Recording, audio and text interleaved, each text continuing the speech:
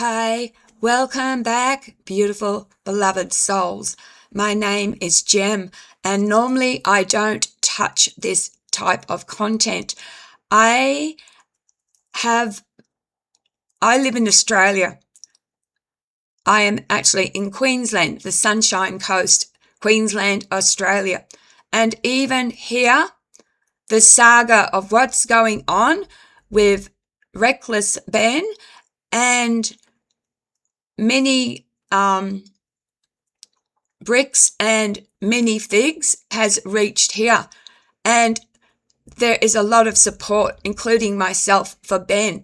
And I have watched lots of different people look at this, and I'm trying to explore it from another tactic. I want to know, if the police are involved and they're Mormons, why is this happening? Why is there a discrepancy between what Ben is saying, and I've watched it with my own eyes, and it really does look like Ben is right and the police are wrong. Why are the police doing this when it's definitely a sin? So I've asked ChatGPT, and I'm going to repeat what ChatGPT says. This is one of those stories where there are three different layers stacked on top of each other like a tower of Lego Death Stars. 1. The original dispute over the Mansell family's collection. 2. The conduct of the police and whether they acted appropriately. 3. The claim that Mormon social networks may be influencing how people are behaving. The important thing is not to accidentally merge all these three into a single explanation. At the moment, many of the most serious allegations are still allegations. Even some writers covering the story note that claims of coordinated corruption or church involvement remain unproven in court. And that's from fusion94.org. From what has been publicly reported, there is definitely a real controversy. Reckless Ben, whose real name is Benjamin Schneider, has released videos that have generated millions of views and sparked scrutiny of the police response. The police department has publicly defended its actions and says the arrests and searches were based on complaints and warrants. And that source is Deverto, D-E-V-E-N, or Deverto, sorry, D-E-V-E-R-T-O. And it says, now to my question. So ChatGPT is answering my question. Why would Mormon police allegedly protect someone if theft and lying are sins? From a Mormon perspective, they wouldn't say, we know he's wrong, but he's Mormon, so we'll protect him. That would directly violate LDS teachings. The official teachings of the Church of Jesus Christ of Latter-day Saints are very strong against dishonesty, theft, false witness, corruption, and abuse of authority. The most interesting possibility is something psychologists call in-group bias.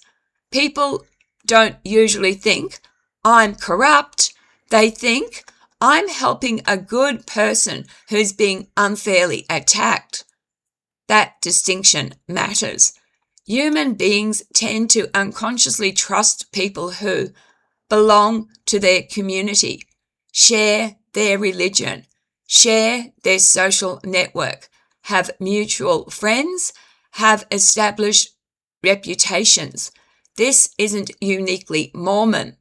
You'll find it in Catholic towns, Jewish communities, small country towns, police departments, universities, corporations, political parties.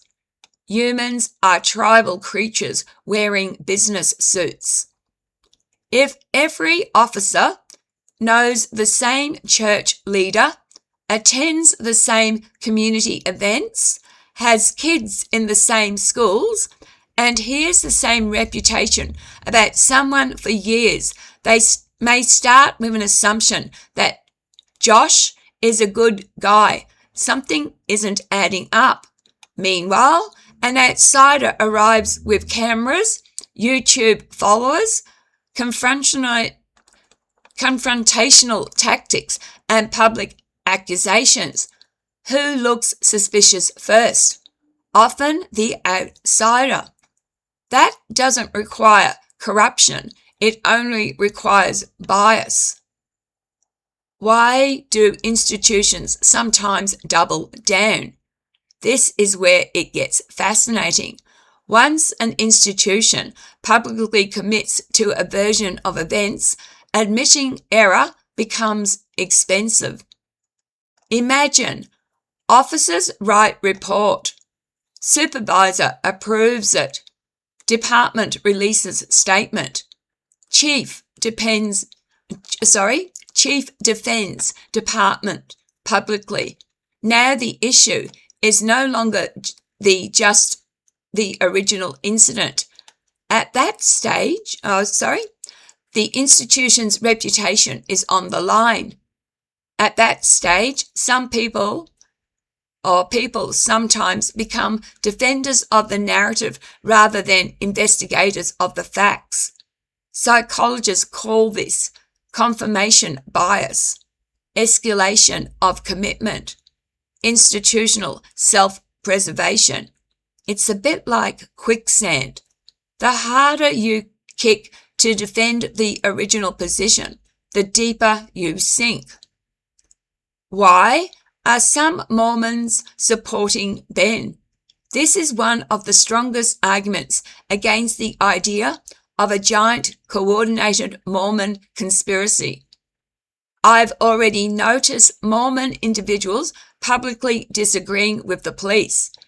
If there were a massive church-directed operation, you'd expect near total unity. Instead, you're seeing some members supporting the police, some members supporting Ben, some members remaining neutral. That looks more like a community disagreement than a centrally controlled effort. What makes Utah different? Utah is unusual because LDS culture has historically been woven deeply into local governments, business, education, and law enforcement. That doesn't automatically mean corruption, but it does mean relationships overlap. Think of it like a spiderweb made of church connections, family connections, business connections, political connections. Most of the time, that's harmless community cohesion. The danger comes when accountability is needed. Then outsiders start asking, are people protecting each other because the evidence supports it, or because everybody knows everybody? That's the question currently exploding across social media around the American fork situation. The irony. If Ben's version of events eventually proves substantially correct, the biggest irony would be that the very religious people, If Ben's version of events eventually proves substantially correct, the biggest irony would be that the very religious principles people associate with Mormonism would actually support exposing wrongdoing rather than hiding it, because the core LDS teachings would be: tell the truth, make restitution, repent if wrong, act with integrity, not protect your friends no matter what. The thing to watch isn't whether someone is Mormon, it's whether evidence eventually survives scrutiny. If body cam footage, court filings, warrants, police reports, and independent legal reviews all get examined in the open, the religious affiliation of everyone involved becomes far less important than the paper trail. And paper trails are stubborn little creatures. They don't attend church, they don't vote, and they don't care whose side anybody is on. The next major turning point will probably be whether additional unredacted records, court proceedings, or independent investigations emerge that either support or undermine the competing narratives. Right now, the public is mostly watching two competing movies projected onto the same wall. The legal process is where those storylines eventually collide. So, have you heard of this situation? Drop a comment below and do so respectfully. I went to ChatGPT, as I explained, because I couldn't understand. I have seen the evidence, and so far it supports Ben. He's done nothing wrong, and he's facing serious criminal charges. And I just couldn't understand why Mormon police would double down on what they're claiming. And I saw the car, it stopped at the stop sign. I watched all the police. It doesn't look good. And in any religion, whether it's Mormon, Christian, lies are sin. But remember, they don't think that they are being corrupt. They look at Josh thinking Josh is obviously a good person. Josh goes to their church. So just the fact that this man goes to their church, they think that they're protecting a good guy. He's not a good guy. I've seen it. I don't think he's a good guy. All right. I would like to know your opinion. Where do you stand? Have you seen this, what's going on? If you do, drop a comment. Please do so respectfully. Thank you very much for watching. Please be kind to each other. Smile at a stranger. It costs nothing to be nice.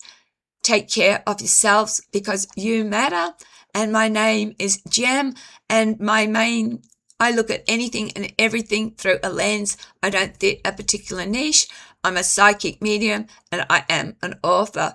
Thanks again for being here. Love, light, and blessings. Bye.